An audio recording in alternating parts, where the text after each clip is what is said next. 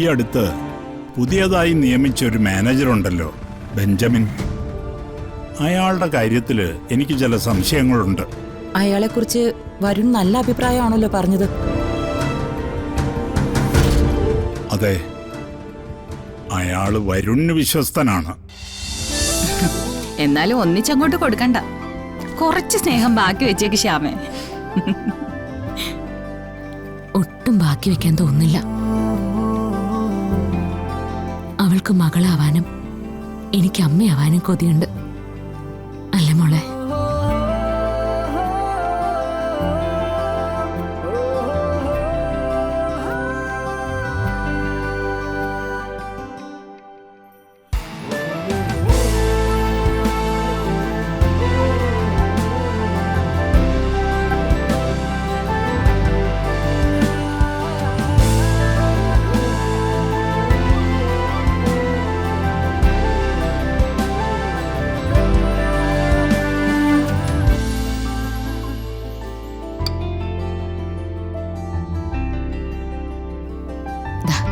ഇതോട് കഴിക്കാം.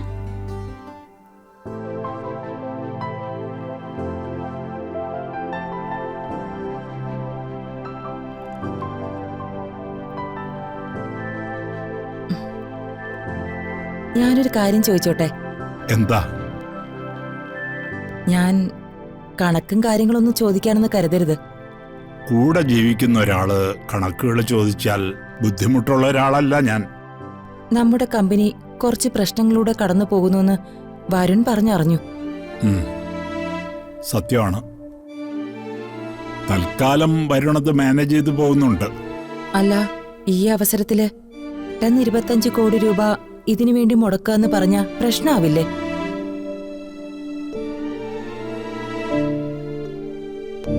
ചോദിച്ചത് സത്യമാണ്. പെട്ടെന്ന് ഇത്രയും വലിയൊരു തുക മാറ്റിവെക്കേണ്ടി വരുമ്പോ കുറച്ച് റിസ്ക് ഉണ്ട്.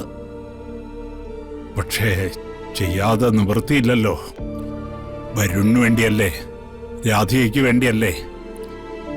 അവർക്ക് സമാധാനമായൊരു ജീവിതം കൊടുക്കാൻ കഴിഞ്ഞില്ലെങ്കിൽ നമ്മൾ എങ്ങനെയാടോ സമാധാനമായിട്ട് ഉറങ്ങുക? പിടിച്ചു വാങ്ങുന്നവര് കൊണ്ടുപോകുന്നെങ്കിൽ കൊണ്ടുപോട്ടെ. അവരത് കൊണ്ടുപോയി സമാധാനമായിട്ട് ജീവിക്കുന്നെങ്കിൽ ജീവിച്ചോട്ടെ. നമുക്ക് നമ്മുടെ മോനും മോളും ഉണ്ട്, അവരുടെ സ്നേഹമുണ്ട്. അതിനേക്കാൾ മൂല്യം ഞാൻ വേറൊന്നിനും കൽപ്പിക്കുന്നില്ല പത്മിനി. പരമേശ്വരനിപ്പോ ഓഫീസ് കാര്യങ്ങളൊക്കെ വീണ്ടും ശ്രദ്ധിച്ചു തുടങ്ങിയല്ലേ? അങ്ങനെ വേണ്ടി വന്നു. എന്താ ഇപ്പൊ ഇങ്ങനെ ചില പ്രതിസന്ധികളൊക്കെ വരാൻ? അതിന്റെ കാരണം എന്താന്ന് എന്തെങ്കിലും ധാരണ കിട്ടിയിട്ടുണ്ടോ? ഞാൻ വരുണിന്റെ കൂടെ ഇരുന്ന് എല്ലാ കാര്യങ്ങളും ചകഞ്ഞു നോക്കിക്കൊണ്ടിരിക്കുകയാണ്. യാഥാർത്ഥ്യം പൂർണ്ണമായും കണ്ടെത്താൻ കുറച്ച് സമയമെടുക്കും. വരുണിന്റെ ഭാഗത്തുനിന്ന് ചില അബദ്ധങ്ങൾ പറ്റിയിട്ടില്ല എന്ന് എനിക്ക് സംശയമുണ്ട്. അയ്യോ, അതെന്ത് പറ്റി? അവൻ ബിസിനസ് നോക്കിയില്ലെന്നോ അത് നന്നായി കൊണ്ടുപോകുന്നില്ലെന്നോ അല്ല. ഈ അടുത്ത് പുതിയതായി നിയമിച്ച ഒരു മാനേജറുണ്ടല്ലോ, ബെഞ്ചമിൻ. അയാളുടെ കാര്യത്തിൽ എനിക്ക് ചില സംശയങ്ങളുണ്ട്. അയാളെക്കുറിച്ച് വരുൺ നല്ല അഭിപ്രായമാണല്ലോ പറഞ്ഞത്. അതെ, അയാള് വരുണിന് വിശ്വസ്തനാണ്. പറയുന്ന വാക്കുകളിൽ ആ വിശ്വസ്തത അയാൾ ആവർത്തിക്കുന്നുമുണ്ട്. സ്വാഭാവികമായും വരുൺ വിശ്വസിച്ചു പോകും.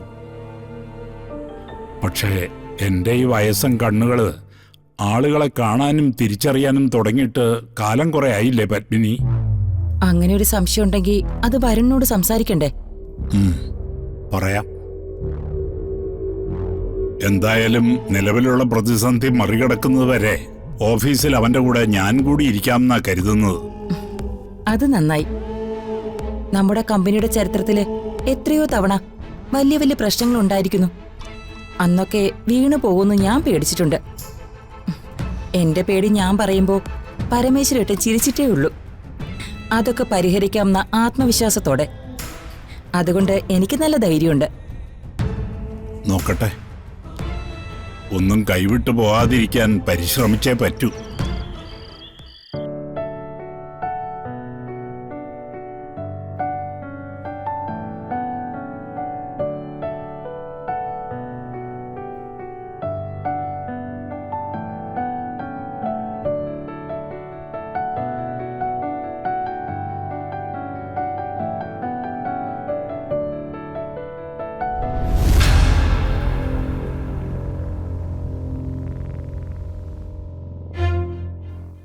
നേരത്തെ ഉറങ്ങിപ്പോയി മോള്. ഇതിലും മനസമാധാനത്തോടെ ഇവളിതിനു മുമ്പ് ഉറങ്ങിയിട്ടുണ്ടാവില്ല. ശ്യാമ കിടന്നോളൂ. എനിക്കൊന്ന് ഉറങ്ങണ എടുത്തി. ഇനി ഒന്നും വരാനില്ല എന്നുള്ള ചിന്തയോടെ.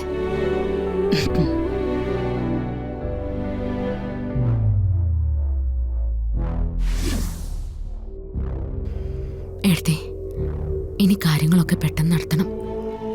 എനിക്കുള്ളതൊക്കെ അവളുടെ പേരിന് എഴുതി വെക്കണം. പെട്ടെന്ന് തന്നെ രജിസ്ട്രേഷനൊക്കെ നടത്തണം. അത് വേണ്ടേ?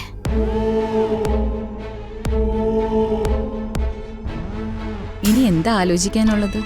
ചെയ്തു കൊടുക്കണം. മോളുടെ കൂടെ ചെന്ന് കിടന്നോ. എനിക്ക് അടുക്കളയിൽ കുറച്ച് ജോലിയുണ്ട്. അത് കഴിഞ്ഞിട്ട് ഞാൻ വന്നോളാം.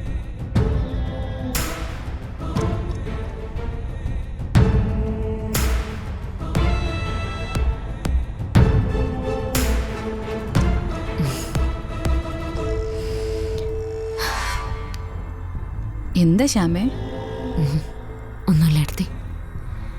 എൻ്റെ സന്തോഷങ്ങൾ മുഴുവൻ എന്നെ തേടി വരുമ്പോൾ എനിക്ക് പിടിക്കാനുള്ളത് ഈ കയ്യിലാ. ഇത്രയും കാലം എന്നെ കാത്തുരക്ഷിച്ച ഈ കയ്യിൽ.